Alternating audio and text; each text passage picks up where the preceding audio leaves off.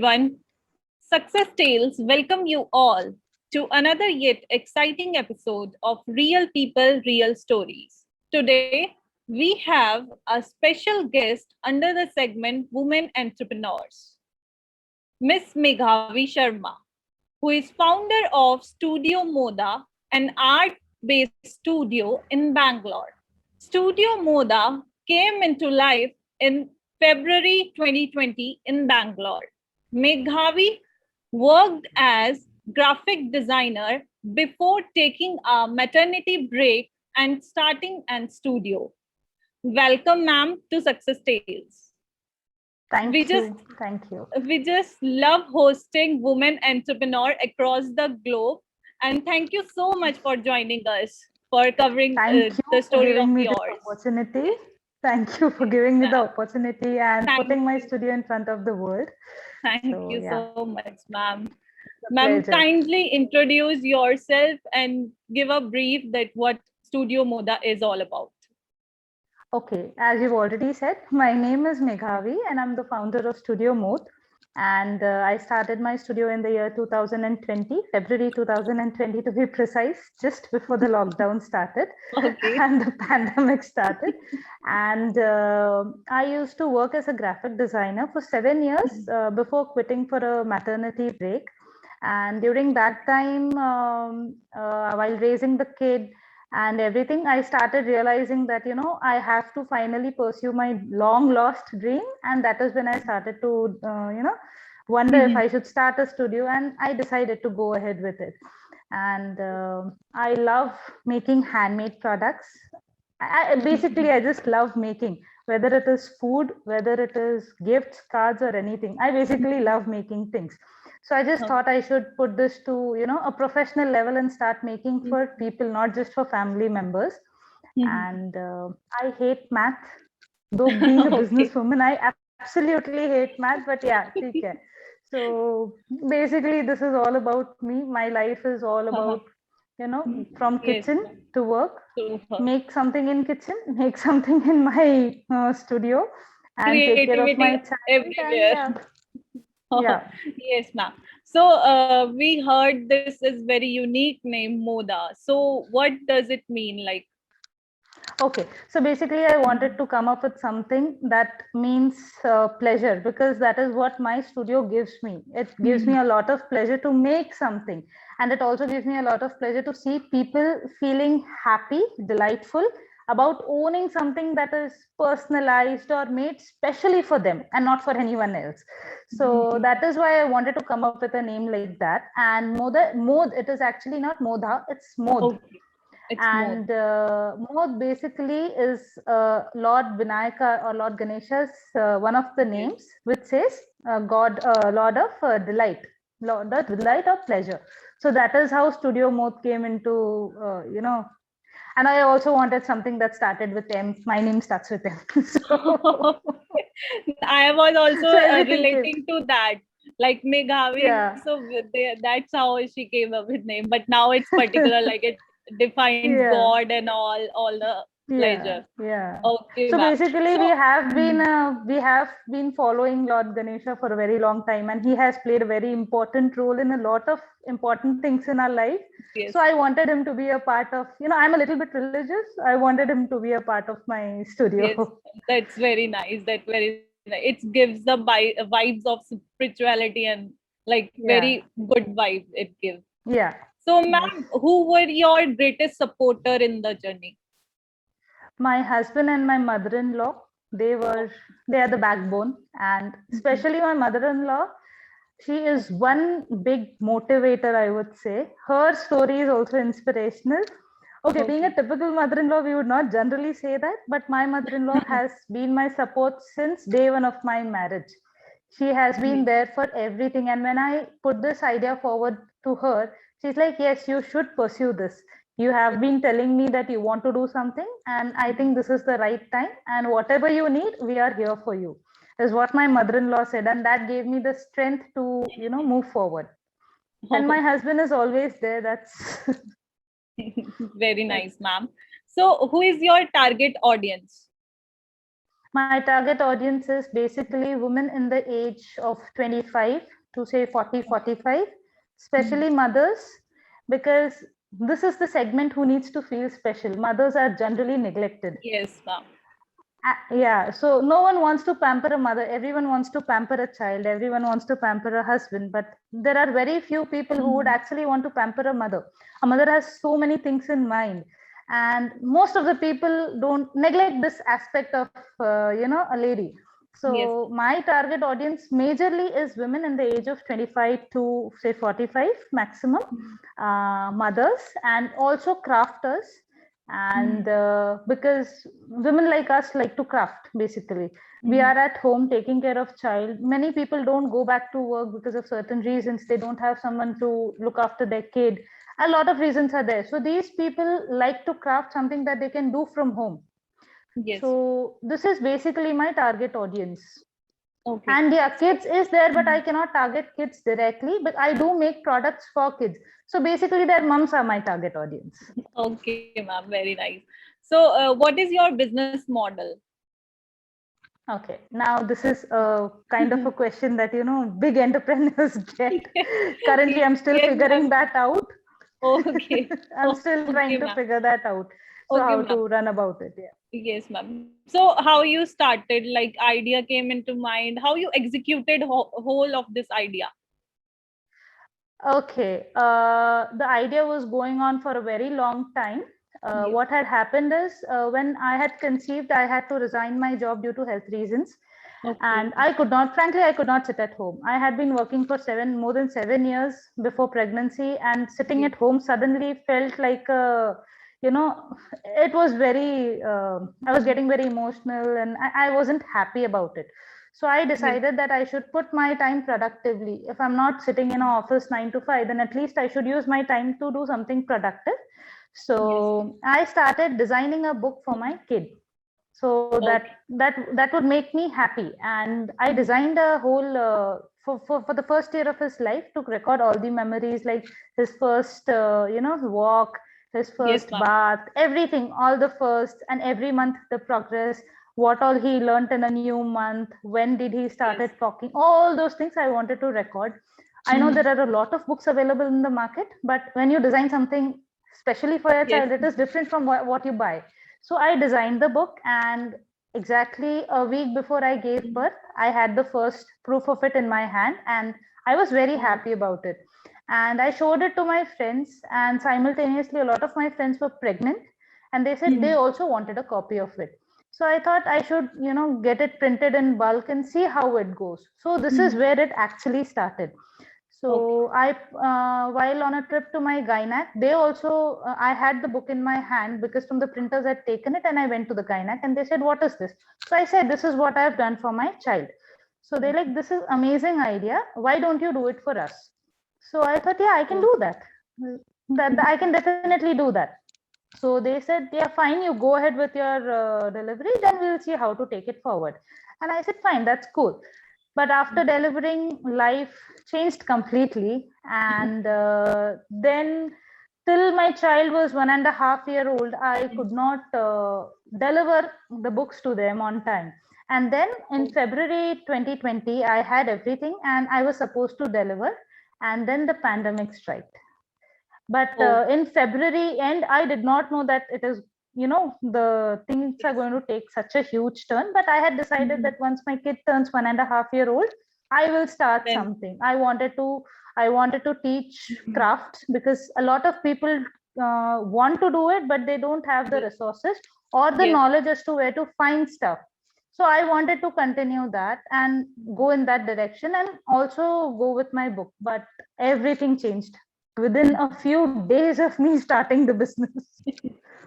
So yeah. So, what challenges you faced during the during pandemic and early phase of your startup?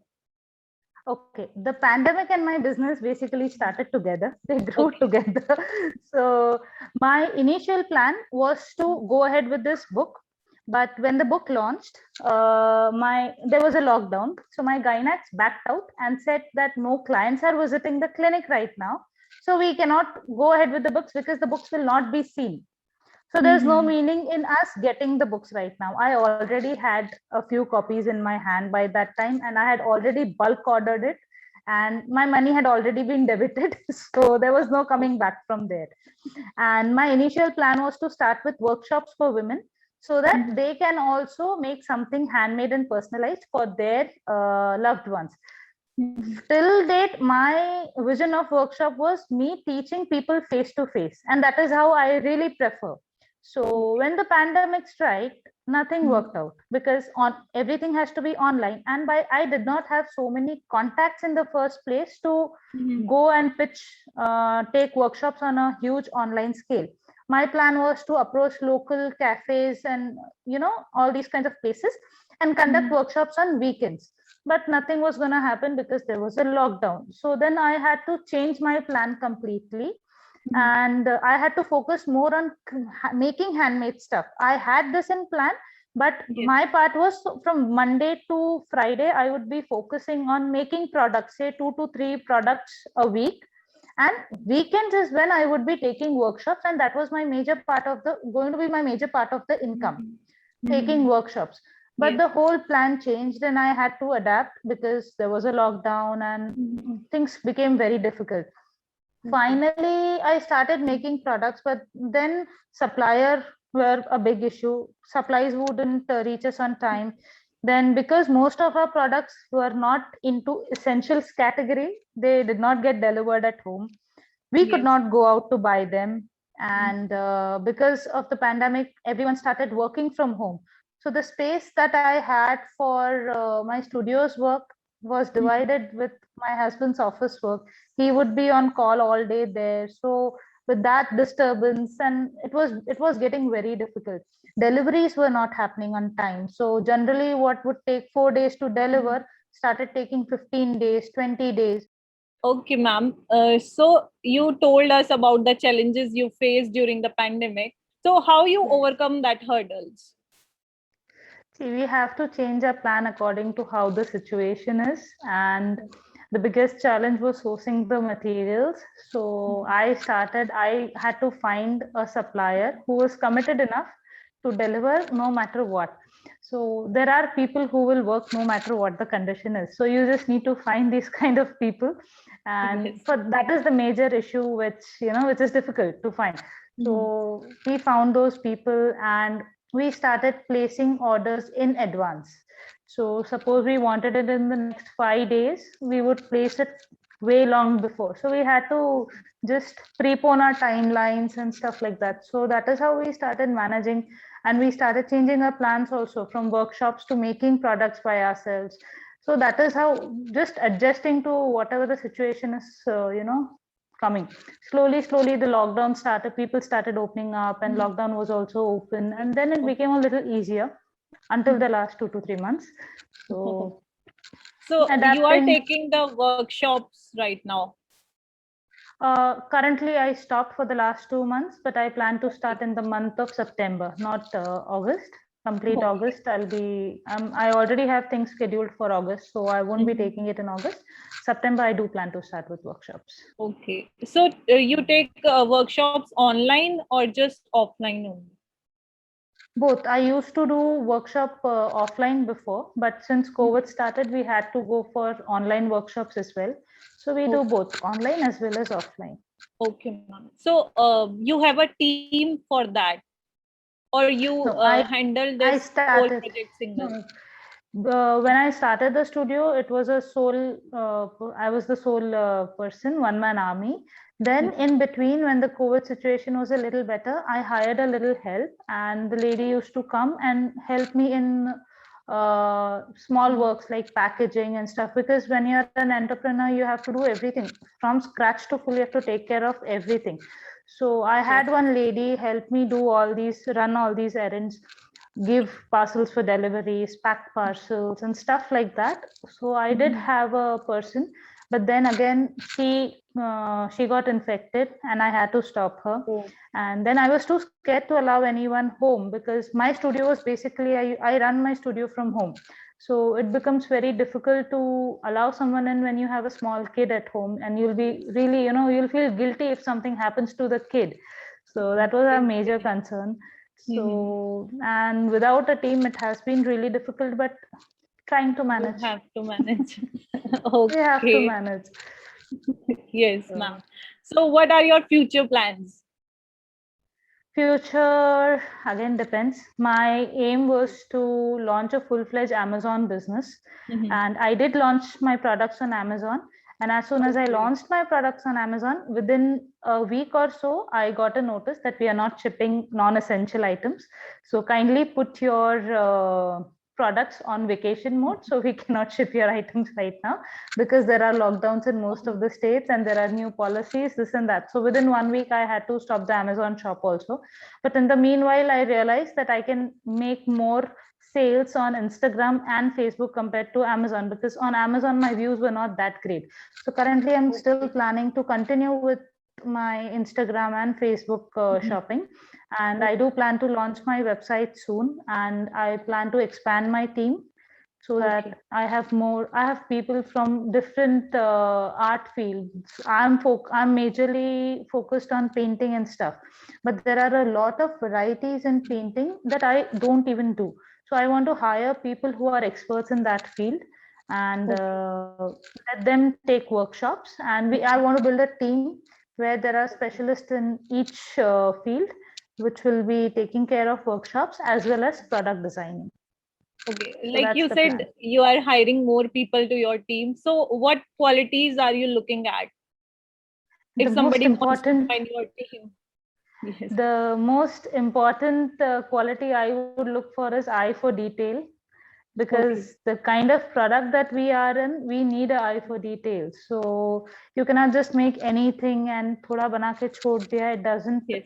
You cannot come up with perfection if you don't have an eye for detail. And when the product is not perfect, you yourself won't feel like delivering that to the client. So eye for detail is there. Then commitment to work. Aisa nahi ki, yes, I'll do it for a day or two and then I want to shift to another product. That cannot work. So you have to be really committed, and deadlines are deadlines. So I would want someone who is committed to work and delivering on what they have promised.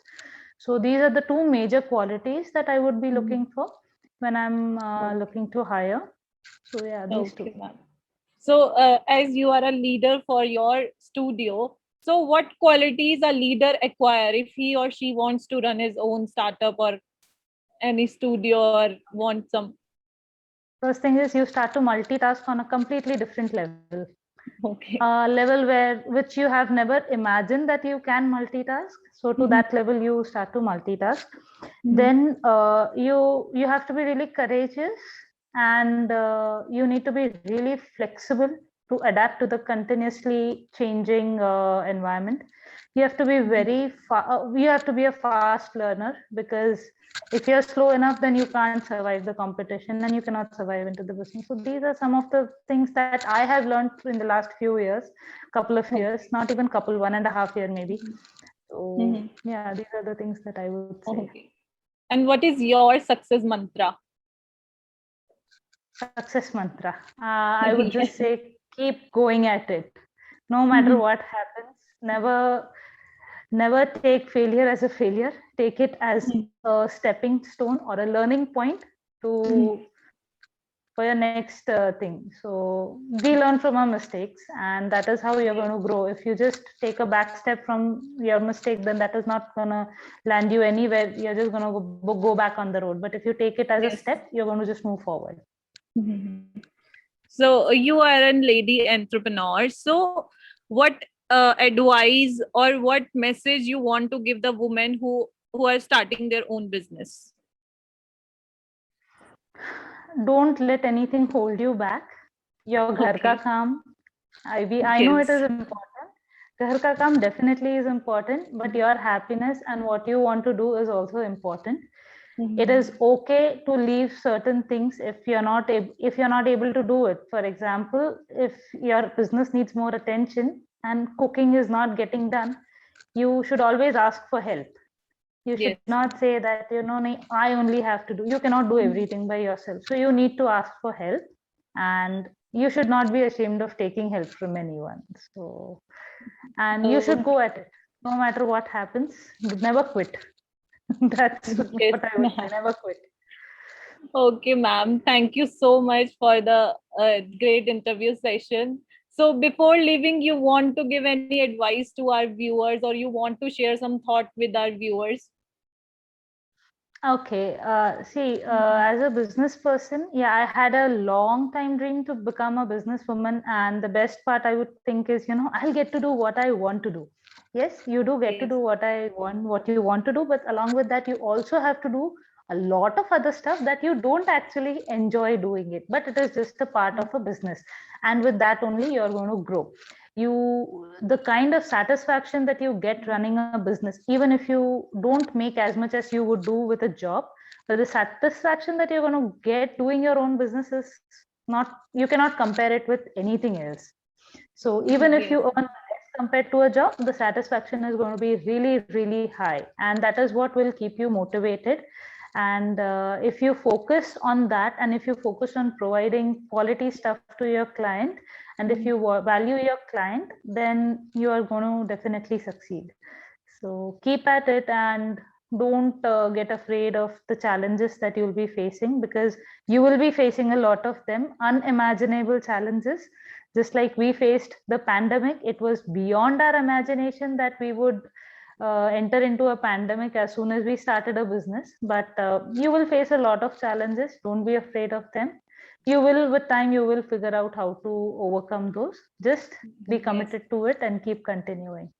Okay, ma'am. Thank you so much. Thank you so much for your valuable time you give to us. So, thank you so much. Thank you for having me here, and it was really nice talking to you. And I hope that a lot of people get, motivated, and Yes, they would ma'am. want to pursue their dreams. So, Yes, ma'am. Thank you so much, ma'am. Thank you thank you. so much.